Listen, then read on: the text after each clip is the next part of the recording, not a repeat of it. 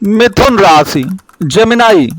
बंधुओं, जब भी कभी धन या खजाने की बात होती है, अरबपति खरबपति होने की बात होती है, तो बस ज्योतिष में एक ही ग्रह का नाम लिया जाता है, और वो है गुरुदेव बृहस्पति। कहते हैं बृहस्पति ठीक है तो वही धनदायक हैं।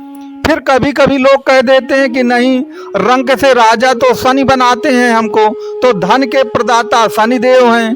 तो कोई कहता है कि कलयुग के राजा तो राहु देव हैं, तो आखिरकार धन तो हमको राहु देव से मिलना है। लेकिन ये सभी जो बातें हैं ये ज्योतिषी दृष्टि से सही नहीं है, क्योंकि याद रखिएगा कि वास्तव में फाइनेंस या वित्त का कारक ज्योतिष में बुधदेव महाराज होते हैं, जो कि मिथुन राशि के स्वामी हैं। और याद रखिएगा कि जो बुधदेव महाराज हैं उन्हें ज्योतिष में तेजरार या कोषाध्यक्ष कहा जाता है, उन्हें कुबेर का दूसरा रूप कहा जाता है।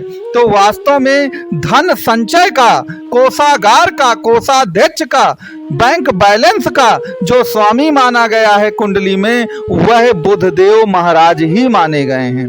और आपकी कुंडली के तो स्वामी ही बुधदेव महाराज होते हैं। तो याद रखिए कि आप तो साक्षात कोषाध्यक्ष या कुबेर के एक प्रतिनिधि के रूप में ही आपकी ये कुंडली है। भले ही आपको कितना भी क्यों ना बताया जाए कि धन का कारक तो केवल बृहस्पति है, केवल शनि देगा धन, राहु देगा, लेकिन वास्तव में धन का जो स्वामी होगा, कारक ग्रह होगा, वह आपका बुधदेव महाराज होगा। क्योंकि बुधदेव को बुद्धि भी कहते हैं, और बुधदेव फाइनेंस का, फाइनेंस प्लानिंग का एक प्रकार से ग्रह माना जाता है। और याद रखिएगा कि बुध बुद्धि और वित्त अर्थात पैसे दोनों का स्वामी है। और ये याद रखिएगा कि गुरु ज्ञान का स्वामी जरूर है, लेकिन ज्ञान और बुद्धि में थोड़ा आप अंतर करिए। जो ज्ञान है वो किताबी ज्ञान है, वो पोथी पत्रा का ज्ञान है। जब जीवन में आप कहीं फंस जाएंगे ना मुसीबतों में, तो वो किताबी ज्ञान काम नहीं आएगा, काम आएगा आपकी बुद्धि, क्योंकि बुद्धि हमेशा काम आती है। इसलिए याद रखिए, जब तक ज्ञान को बुद्धि का सहारा न मिले, अर्थात बृहस्पति को बुद्ध का सहारा न मिले, तब तक आप जीवन में सफल नहीं हो पाएंगे। बुद्ध क्या है? बुद्ध तो बुद्धि है, लेकिन जो आपका बृहस्पति है वो तो किताबी ज्ञान है।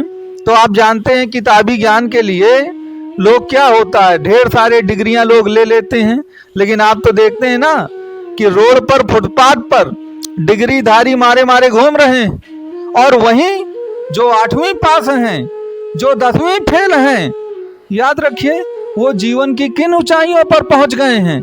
ये आप इसका उदाहरण ही लें कि चाहे वह मुकेश अंबानी हो, चाहे वह बिल गेट्स हो, ये कितनी पढ़ाई किए थे भाई, लेकिन याद रखिए इनके पास किताबी ज्ञान नहीं था, इनके पास गुरुदेव बृहस्पति का ज्ञान नहीं था, लेकिन याद रखिए इनके पास बुद्धि जरूर थी। और इनकी बुद्धि के दम पर वह आज अरबपति और खरबपति बन गए हैं। तो आप वास्तव में सौभाग्यशाली व्यक्ति हैं कि आप मिथुन लग्न या मिथुन राशि के हैं। मैंने देखा कि जो भी मिथुन राशि या मिथुन लग्न के लोग हैं वो अपने आप को बड़ा दीनहीन समझने लगते हैं, लेकिन यह सौभाग्य है आपका। दुनिया के जितने बड़े बड़े बिजनेसमैन हैं वो सब मिथुन राशि या मिथुन लग्न के ही हैं। तो आपको तो वास्तव में अपने को बहुत ही ज्यादा सौभाग्यशाली मानना चाहिए। तो जो खजाने की मालकिन है या खजाने की मालिक है जो राशि, वह आपकी मिथुन राशि ही है। क्योंकि याद रखिएगा, हो सकता है कि आपके माता पिता ने जब वो इस दुनिया से गए हों तो बहुत सारी धन दौलत आपके लिए छोड़ के गए हों। तो याद रखिए आप उस पुश्तैनी धन दौलत को खा करके उड़ा देंगे, आप उसको मल्टीप्लाई नहीं कर पाएंगे जब तक कि बुध आपकी कुंडली में अच्छा ना हो। और याद रखिए कि बुध ही होता है जो आपकी वेल्थ को मल्टीप्लाई करता चला जाता है। आप ये मानिए कि लाख से करोड़ और करोड़ से अरब बनाता है। तो आपने देखा होगा बहुत सारे ऐसे उदाहरण कि माता पिता जो छोड़ गए उसको खा के बच्चों ने गप कर लिया, अब बाद में आगे आने वाली पीढ़ी भीख मांगने लगी, क्योंकि उनको बृहस्पति के द्वारा, शनि के द्वारा, मंगल के द्वारा पुश्तैनी जमीन जायदाद संपत्ति तो मिल गई, लेकिन याद रखिए बुध नहीं मिला। तो ना उनके पास फाइनेंशियल प्लानिंग थी और ना फाइनेंशियल ग्रोथ थी। तो फाइनेंशियल प्लानिंग हो या ग्रोथ हो, उसके लिए बुध जो हैं सबसे ज़्यादा जरूरी हैं। और बुध की जो प्रिय राशि है मिथुन राशि, वो बहुत जरूरी है। इसीलिए मैंने कहा है कि जो खजाने की मालिक है वह एक प्रकार से कुल मिलाकर के आपका मिथुन राशि को ही माना जाएगा। अब बहुत सारे लोग ऐसे हैं कि उन्हें ससुराल पक्ष से बहुत सारा धन मिल जाता है, लेकिन क्या होता है, क्या वो ससुराल पक्ष के धन को मल्टीप्लाई कर पाते हैं? क्योंकि बुध का अच्छा होना बहुत जरूरी है। अगर आप जीरो से शिखर पे पहुंचने चाहते हैं, हम लोग क्या कहते हैं, आपने अक्सर सुना होगा, जो भी मोटिवेशनल स्पीचर होते हैं, कि बिजनेस करने के लिए या बड़ा आदमी बनने के लिए जेब में पैसा नहीं होना जरूरी नहीं है, बल्कि दिमाग होना जरूरी है। तो दिमाग क्या है? दिमाग बुद्धि है। बहुत सारे आप करोड़पति अरबपति लोग देखेंगे जिन्होंने जीरो से शुरुआत की थी, कुछ भी नहीं था उनके पास।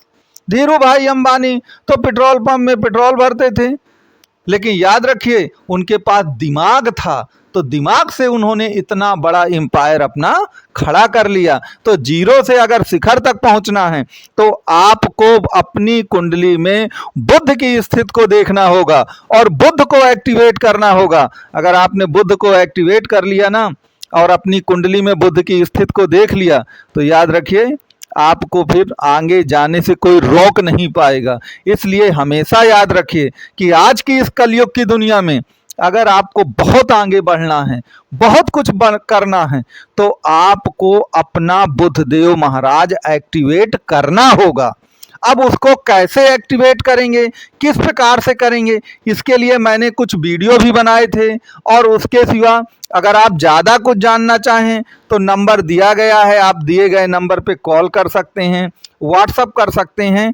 तो बुध को आप कैसे अच्छा बना लेंगे, अपने पक्ष में कर लेंगे, उसके उपाय हम आपको बताएंगे। तो मित्रों, आप अगर मिथुन राशि के हैं तो कभी भी अपने को दीनहीन मत मानिए। आप मिथुन लग्न के हैं तो याद रखिए कि आप सौभाग्यशाली व्यक्ति हैं और पूर्व जन्म से ही आप बुद्धि, विवेक और व्यापार करने की क्षमता ये सब लेकर के आए हैं। क्योंकि मिथुन राशि या मिथुन लग्न ये वणिक वर्ग में आती है, बनिया वर्ग में आती है। तो जो एक प्रकार से व्यापार की क्षमता होती है, फाइनेंस प्लानिंग की क्षमता होती है, वो तो ऑलरेडी आप में मौजूद है। आप उसको कार्य रूप में परिणित कर नहीं रहे हैं। जिस दिन आप उसे कार्य रूप में परिणित करना शुरू कर देंगे ना, याद रखिएगा आपको आगे बढ़ने से कोई भी रोक नहीं पाएगा।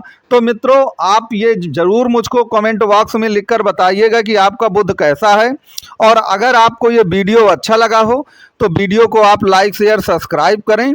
और ज्योतिष से संबंधित या कुंडली से संबंधित आपका कोई भी प्रश्न हो तो नंबर दिया गया है, आप दिए गए नंबर पे बिल्कुल कांटेक्ट कर सकते हैं।